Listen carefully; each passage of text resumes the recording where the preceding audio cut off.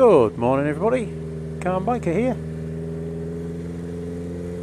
I was watching a bit of the news today and I saw two news stories. One that made me slightly sad, one that I found a bit annoying. I'll start with the annoying one first because it's a really quick one, and tell me if you've seen this as well. But apparently the government have decided that they're going to be putting up stealth speed cameras. Obviously that was the way the news put it. What they mean is speed cameras that aren't painted bright yellow. In the UK generally they paint all the speed cameras bright yellow and they put signs ahead of them saying there are speed cameras up here, and it's kind of to make the point that, you know, if you're still speeding at this point, we think this is a dangerous area. If you're still speeding at this point, then you know, you've been warned and you're getting a ticket. And I suppose there's a point there. All of the way they do the statistics for whether a speed camera should be put up or not are pretty stupid. But that's for another day. But now they're talking about doing stealthy ones, particularly on motorways and dual carriageways.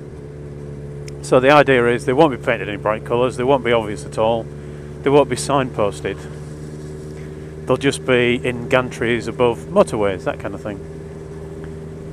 And they were saying about how you know, you can get people doing speeds down the motorway you don't want them to. Obviously there's people doing stupid speeds down the motorway sometimes, but they're saying about getting people that might be doing 5 or 10 miles an hour over the speed limit with a camera. And I don't know, I'm not sure how I feel about that. I mean, yes, you shouldn't be speeding, but if you can, you know, just be going a little bit over the speed limit, but probably at a, you know, completely safe speed on an open motorway, if you're doing 80 miles an hour, and you go under 4 gantries all with cameras on and get 3 points off each, you've lost your licence. So I don't know, I mean, I was annoyed when I saw it, but I wasn't really sure why I was annoyed. So there's one for you to think about and let me know what you think. The other one I was kind of saddened by, and I was saddened by the story, but I was also saddened by the way the story was put across. Now the story started, it's in America somewhere.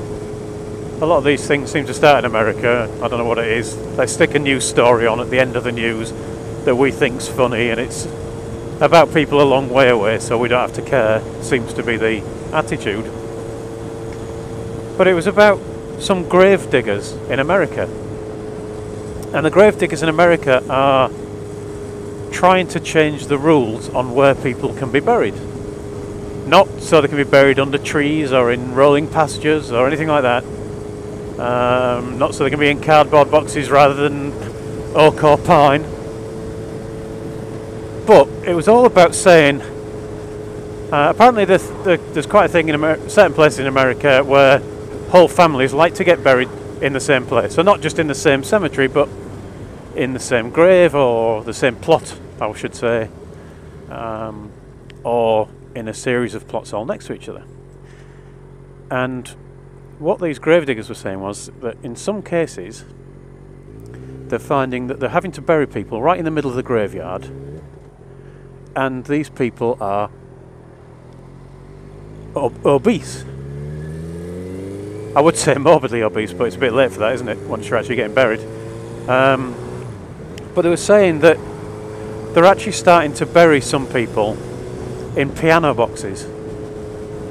This is the size that they're getting to, and that instead of, you know, having 4 pallbearers who take the coffin to the grave, they're having to have 8 or 10 people carry them, because the things are so heavy that they really need a crane to lift them. And this is why they want to change where they're burying them. They want to bury them at the edge of the cemetery, where they can use a crane to hoist the coffin into the ground, rather than having to carry it, because they say it's too dangerous. They're getting injured by carrying it. And I think that's a fair point. You know, it's If people are getting injured, that's not a good thing. But the way that the news story was done was, let's have a laugh at these fat people. And that kind of saddens me, because I mean, with the diabetes thing, I've done a lot of research into food and the effect on the metabolism and all that kind of stuff. And I used to be of the opinion that, you know, well, these people are just lazy and they eat too much. And I'm not of that opinion anymore. I think actually now that, especially in westernised countries, and America is about as westernised as it gets. I mean, when we say westernised, we generally mean copying America.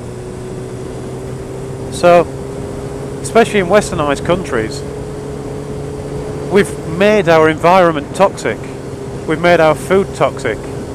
And we've made our food incredibly fattening, especially the cheap food. And unfortunately, it tends to be the people on lower incomes who are the ones that are obese, because we've made all of the healthy food expensive and all of the cheap food is just full of sugar and nasties.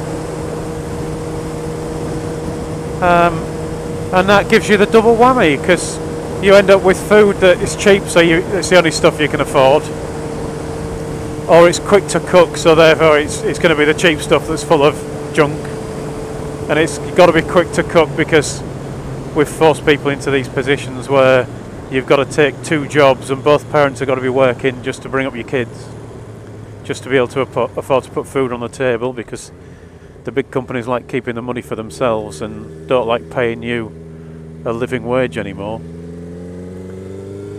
So we're forcing people down this route of eating junk. The junk makes you put on weight. The food that's junk food tends to be a mix of high sugar and high fat, and the two together mess up your metabolism, and despite you having eaten lots and lots of food and lots of calories, actually make you want more food and are addictive. So what we do is we say to people, here you go, eat this stuff, it's the only stuff you can afford, it is addictive, it will make you fat, and once you're fat, we're going to laugh at you. And I just find that that's really quite sad. So another one for you to let me know what you think in the comments. I probably should have done that as 2 vlogs, because I suspect I've gone on for far too long. But it's done now. Proof that I don't plan these things. Anyway, thank you for watching, everyone. Let me know what you think in the comments. Ride safe, and I'll talk to you all again soon.